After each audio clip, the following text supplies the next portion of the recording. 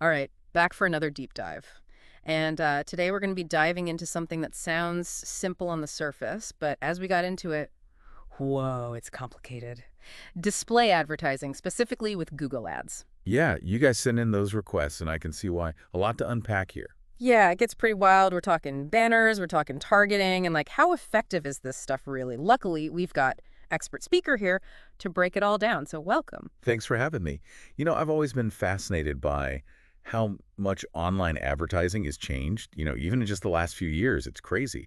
And display ads, that's a whole world in itself. It really is, and we've talked search ads on here before, right? Someone punches in best running shoes and boom, your ad pops up. Simple. But display ads, those are the banners we see everywhere online, and they're different beasts, right? Totally different. I like to think of it this way. A search ad, you're putting your message right in front of someone who's already looking for that thing. Display ads, it's more like you're trying to catch their eye when they're not necessarily thinking about you at all. More like a billboard. Okay, yeah, billboards make sense. They're not responding to an immediate need. They're trying to grab your attention as you drive by, plant that seed, maybe. Exactly. It's about sparking interest, not just answering a question someone already has. And that changes how you approach the ad itself, big time. The source mentioned responsive ads, and that's key here. Ads that basically morph to fit whatever website they're on. Oh, that's cool. So it's not just one static banner for everything. Nope, it adapts. You got to stay flexible in the digital world, right? Makes sense. Got to keep up. And speaking of adapting, our source dove deep on the targeting you can do with these ads. It's insane. Like, can they target people who hum show tunes in the shower? That's how specific it feels like it can get. Haha, well, maybe not that specific, but yeah, it's pretty wild how granular you can get. They break it down into three main types of audiences, which I think is helpful. You got your affinity audiences, your in-market audiences, and then just good old demographics. Okay, yeah, let's break those down because I always get them mixed up. Yeah. So starting with affinity audiences, I feel like I hear that term everywhere these days, but what's it actually mean when we're talking display ads? Basically, it's all about passion. Like, are you targeting someone who's super into vintage video games? Or someone who's really into, I don't know, organic gardening? You're grouping people by their interests and lifestyles, not just their age or location. Okay, I'm picking up what you're putting down. It's about shared interests. Makes sense. Exactly. So you're putting your message in front of people who are more likely to care about it because it already aligns with something they're into. Now, in-market audiences, this is where Google's knowledge graph gets really powerful, maybe even a little creepy if we're being honest. Oh, yeah, that's the one where Google's basically reading your mind, right? How do they even know what someone's in the market for? Data, my friend. It's all about the data. Remember that example in the source with the coffee? Say someone is on a cooking blog, but they've been searching for best espresso machines all week. Google sees that and is like, okay, this person is primed to buy a coffee-related product. Let's show them an ad. Ah, so even if I'm reading about like soup recipes, if I've been researching coffee makers, I might still see an ad for coffee beans. Bingo. It's powerful stuff because you're catching people when they're most receptive to that message, even if they're not actively looking for it on that specific website at that moment. Wow. Okay, that's wild. All right, so we got people who love certain things, people actively looking for certain things. That brings us to demographics, which is more classic marketing, right? Yeah, demographics, the old Oh, faithful. yeah, But I guess even with all this fancy targeting, you still got to know your basics. Right. absolutely. Can't forget the fundamentals. And demographics, yeah, it might seem basic, but you'd be surprised how many people mess it up. Like, our source made a good point about household income. That one's huge, especially if you're selling something pricey. Right. Because if you're pushing like luxury watches, you don't want your ads showing up to people who can barely afford a cup of coffee. Yeah, but Right. Exactly. You got to target those ads strategically. yeah. Speaking of which, we've talked about who we're reaching, but what about where these ads actually show up? That's got to be just as important, yeah. Yeah, because you could have the perfect audience, but if your ad's on some totally random website, that's gotta hurt, right? Totally. It's like prime real estate, but online. Hmm. And you got options. Our source broke it down into, let me see, three main ones. You got keywords, topics, and then placements.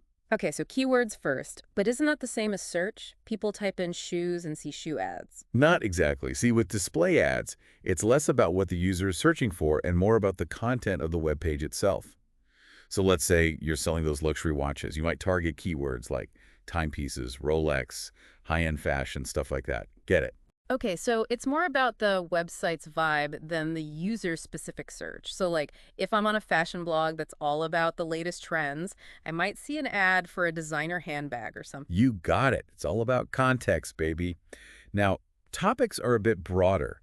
Instead of zeroing in on a specific keyword like handbags, you're going for a whole category like fashion or luxury goods. Good for casting a wider net. Makes sense. So if you're just trying to build brand awareness, maybe hit a wider audience, topics make sense. Exactly. Now, placements, this one's my favorite. It's about as straightforward as it gets.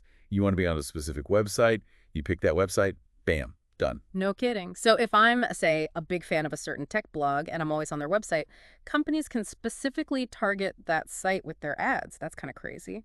It is. And smart companies, they use that. Like, imagine, a new phone comes out and the ads are all over that specific tech blog. Genius. That's wild. So we've covered who we're targeting, where the ads live. That's already a lot more than I thought I was going to learn today. But then the source hits us with automatic targeting, and I'm like, what fresh hell is this? It sounds like they're saying, hey, just let Google figure it out, kick back and relax. Yeah, I see why that sounds a little sus, right? But it's not quite that simple. Think of it like this. You ever use those recommended for you features online? Same idea here. So instead of me telling Google who my target audience is, it's like they look at my existing customers and try to find more people like them. Precisely. They take your data, use a bit of algorithmic magic, and boom, new potential customers you never even knew existed. It's pretty cool and it works, but... But there's always a but, isn't there? Well, you got to be careful. Just like you wouldn't blindly trust those movie recommendations all the time, right? You still got to keep an eye on things, make sure it's working for you, not against you. Okay, that makes me feel a little better. I was picturing just throwing money at Google and being like, all right, find me customers. Yeah, you can't just set it and forget it. Got to be strategic. Speaking of which, did you see the source talked about bidding strategies? That's a whole other rabbit hole right there. Yeah, bidding strategies, that sounds like a whole other deep dive waiting to happen. Oh, for sure. We could talk about that for hours. But the short version is it's how you tell Google how much you're willing to pay for your ad to be seen or clicked on, all that good stuff. Right, so it's like I'm willing to pay X amount every time someone sees my banner or clicks on it and goes to my website. Exactly. It's like an auction. You're basically bidding against other advertisers who want to reach that same audience on those same websites. Makes sense. So the more you pay, the more likely your ad is to win and actually get seen. That's the general idea, but there's nuance to it, different strategies and all that. Yeah. Like if you just want people to know your brand exists, you might care more about impressions, like how many eyeballs see your ad. Okay, and that's where that, what's it called, CPM comes in? Yep, CPM, cost per 1,000 impressions. You're basically paying for every 1,000 times your ad pops up, regardless if anyone kicks it or not. So if you're just trying to get your brand out there, maybe launch a new product and build some hype, CPM makes sense? Could be a good fit, yeah.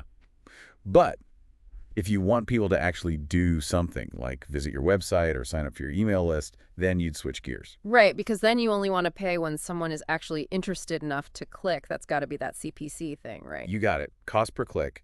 So you're only paying when someone actually clicks on your ad and goes to your website. Okay, so there's a strategy for every goal. I like it. Exactly. And look, we've barely scratched the surface here. There's so many layers to this stuff. It's kind of amazing. Yeah, I'll say, when we started this deep dive, I thought display advertising was just those, like, annoying banner ads that you ignore on websites. I had no idea how much was going on behind the scenes. Oh, it's a whole world, my friend. Yeah. But that's why it's so effective when it's done right.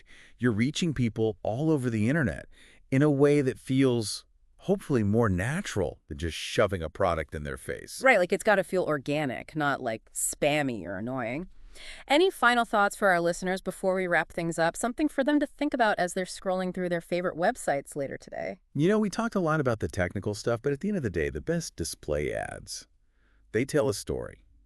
Think about a brand you love, one whose ads always stick with you. Why is that? Ooh, that's good.